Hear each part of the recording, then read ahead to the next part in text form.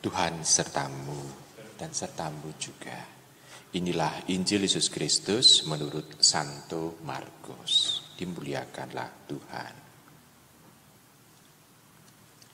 Pada waktu itu Raja Herodes mendengar tentang Yesus sebab namanya sudah terkenal. Dan orang mengatakan Yohanes Pembaptis sudah bangkit dari antara orang mati.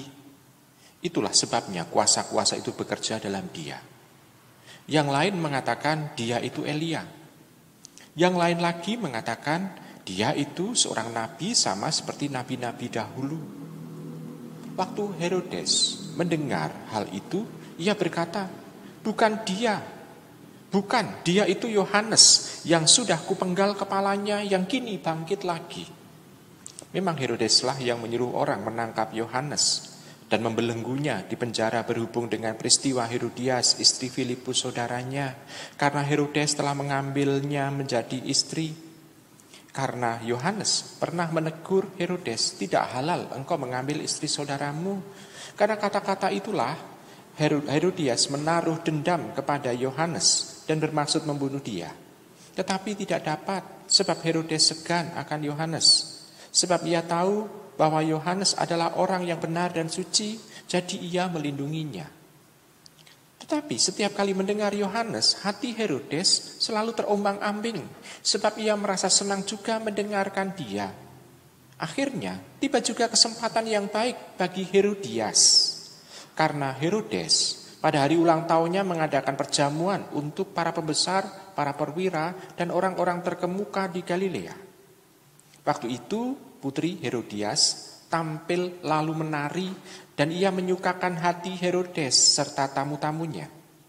Maka raja berkata kepada gadis itu, mintalah daripadaku apa saja yang kau inginkan, maka akan kuberikan kepadamu. Lalu Herodes bersumpah kepadanya, apa saja yang kau minta akan kuberikan kepadamu sekalipun itu setengah dari kerajaanku. Anak itu pergi dan menanyakan kepada ibunya, apa yang harus kuminta? Jawab ibunya, kepala Yohanes Pembaptis. Maka cepat-cepat ia pergi kepada raja dan meminta, aku mau, supaya sekarang juga engkau memberikan kepadaku kepala Yohanes Pembaptis dalam sebuah talam. Maka sangat sedihlah hati raja, tetapi karena sumpahnya dan karena segan terhadap tamu-tamunya, ia tidak mau menolaknya.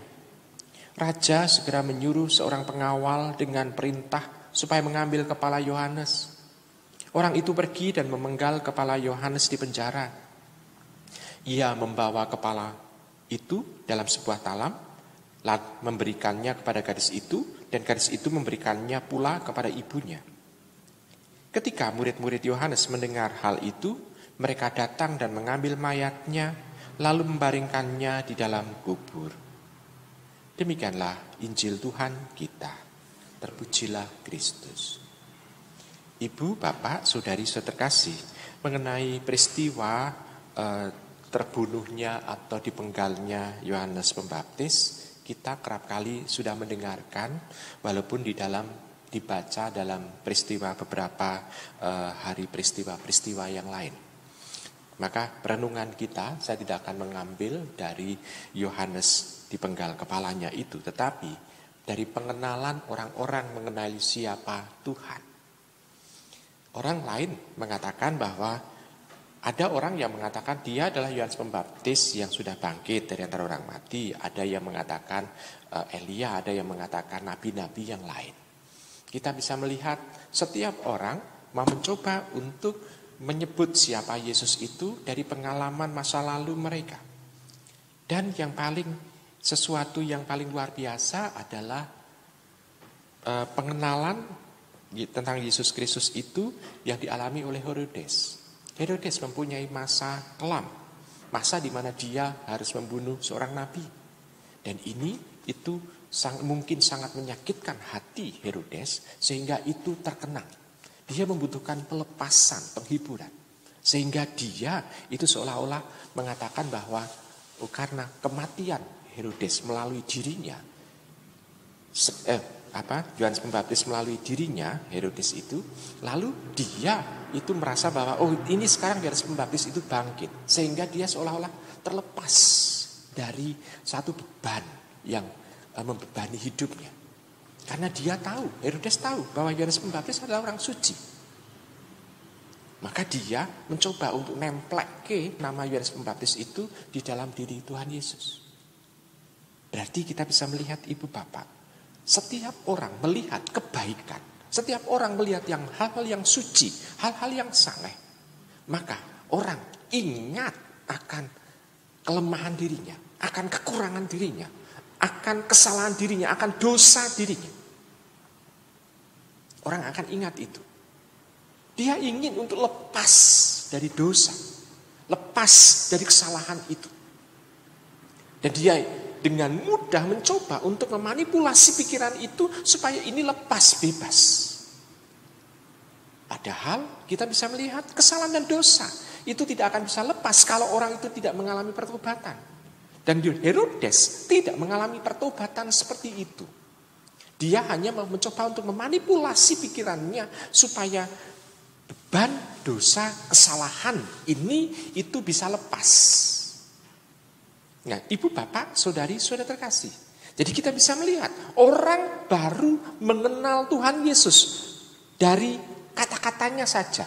Dari suara orang lain sudah harus mengambil satu sikap. Ada orang yang mengambil sikap, saya ingin melakukan pertobatan. Saya ingin untuk disembuhkan. Sedangkan Herodes ingin supaya beban kesalahan karena dia membunuh Yohanes Pembaptis itu juga bisa dilepaskan. Nah, sekarang bagi diri kita masing-masing, kita mencoba untuk melihat, kalau kita mendengar kata Tuhan Yesus, apakah kita juga diingatkan untuk memperbaiki diri kita, tetapi tidak memanipulasi pikiran kita, tetapi lebih melakukan pertobatan yang nyata. Dengan pertobatan yang nyata itu, hidup kita akan semakin lebih baik. Karena dalam pertobatan itu akan menemukan sesuatu yang indah dalam diri ini. Kita dengan rendah hati mencoba untuk menyerahkan kepada Tuhan. Karena dengan pertobatan itu sebetulnya adalah suatu kesadaran dalam diri kita bahwa kita mempunyai kesalahan dan dosa itu. Dan kita mau mencoba untuk meninggalkannya dan menghilangkannya, dan kita berbalik arah, berjalan menuju kepada Allah. Dengan seperti itu kita bisa melihat ada sesuatu.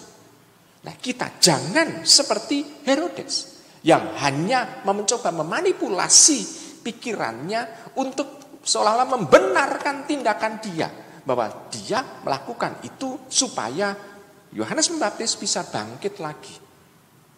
Ya, ini dia memanipulasi, mencoba untuk itu. Nah, maka kita diajak oleh gereja. Mari kita mencoba untuk bertobat. Kita berusaha untuk meninggalkan kesalahan kita. Kita melakukan tindakan yang baik. Sehingga Tuhan pun nanti akan menggunakan kita untuk menjadi pelaku-pelaku dari sabdanya. Selamat merenungkan.